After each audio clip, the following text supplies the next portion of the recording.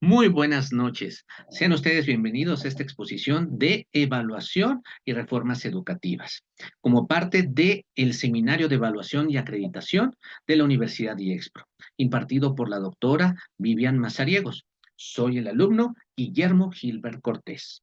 Comenzamos. Muy bien. Para hablar de evaluación, en lo que refiere a esta actividad, nosotros checamos un texto que se ubica en Costa Rica. Y ese texto, pues bueno, nos va a hablar de lo que es la definición de evaluación educativa. Y en una definición de evaluación educativa, nosotros podemos ver que tiene y está orientada hacia lo que es el control y medición del producto. Es una cuestión meramente cuantitativa, donde se analizan lo que son las causas, las razones, y se van a estar determinando una serie de resultados. Ahora bien, ¿en qué forma se van a estar realizando estos procesos?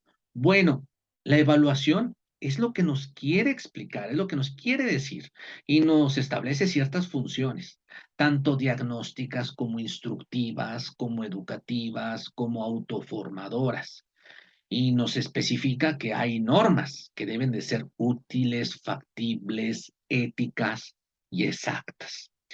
Es muy interesante este material que nosotros estamos consultando para poder referirnos a todo esto. Por ello, voy a compartir en pantalla lo siguiente, para que vaya quedando en claro y no solamente sea lo que yo estoy tratando de explicar. Por ejemplo, aquí tenemos este material, nos está hablando desde el principio de lo que queremos referirnos de este concepto periodos y modelos.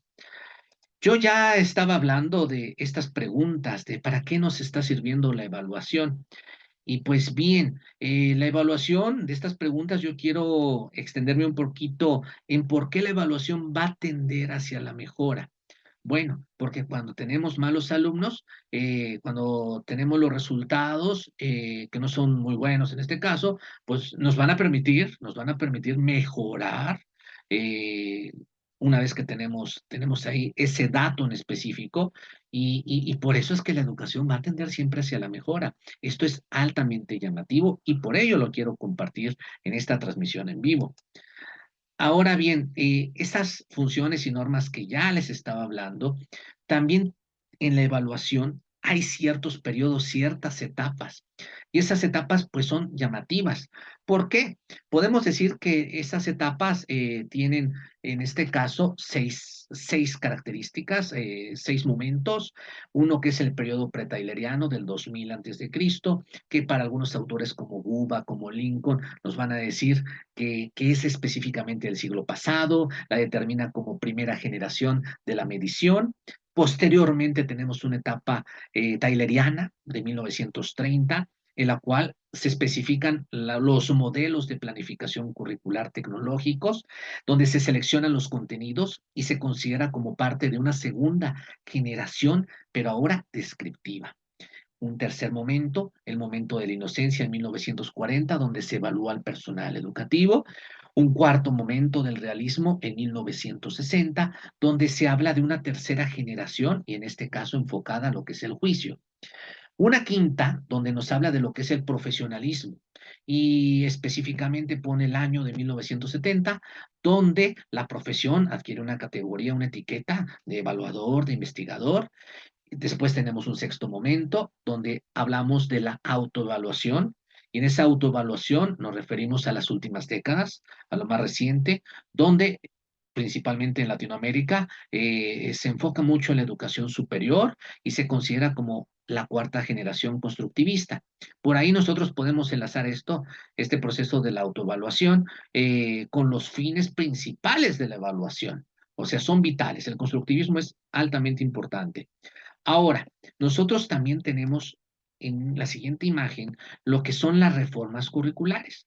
Y las reformas curriculares pueden ir de la mano también de otro texto que nos tocó analizar, el texto de Moreno, en el cual, primero que nada, hay que aclarar para qué sirve una reforma curricular.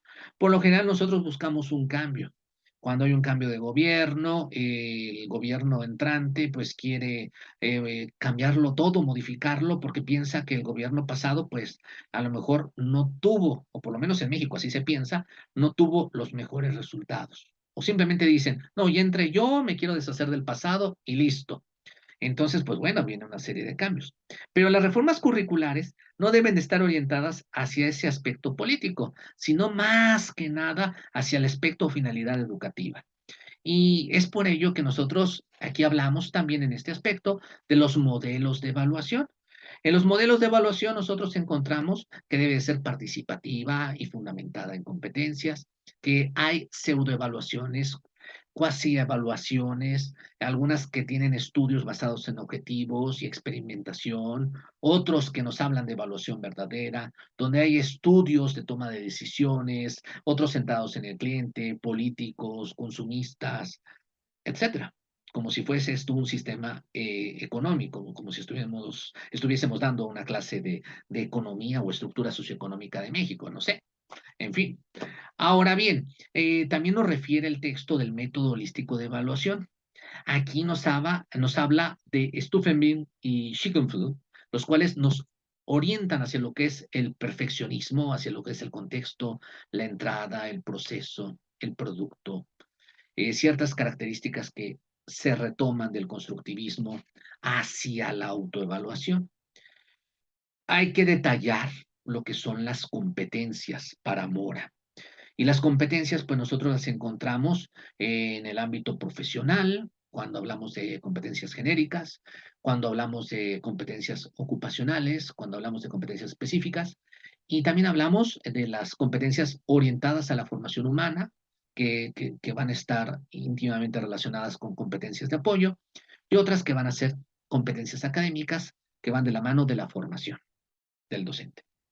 Ahora bien, no solamente en esta transmisión estamos hablando de lo que es la evaluación, también dijimos que íbamos a hablar del sistema educativo nacional y las recientes reformas educativas, basados en un texto de Moreno, un texto altamente interesante.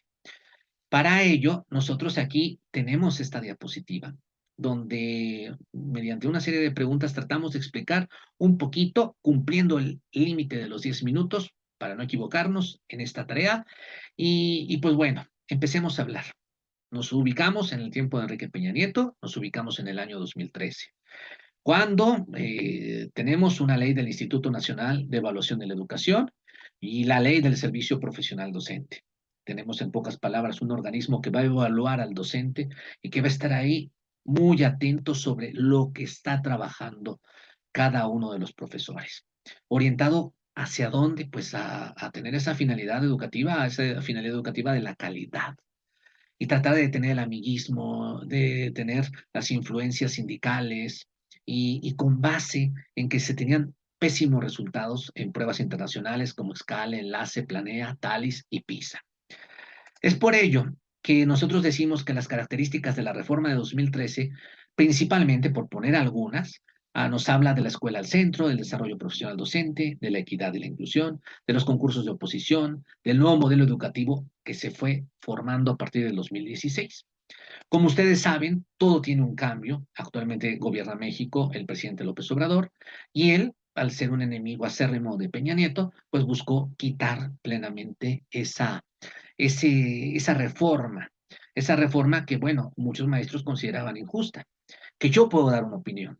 Y en mi opinión, los maestros que consideraban injusta la reforma de Peña Nieto, pues bueno, a lo mejor no estaban muy centrados en su mejora continua, sino que ellos estaban centrados en que habían conseguido esa posición de maestro de alguna manera, a lo mejor una manera extraña, no mediante los concursos de oposición, y pues bueno, se sentían que no podían pasar un examen que una autoridad los fuera a evaluar y les daba miedo de perder su empleo. Hubo casos en los cuales se perdió el empleo y que por eso los docentes en específico en masa se lanzaron a apoyar a López Obrador para que quitara esa reforma.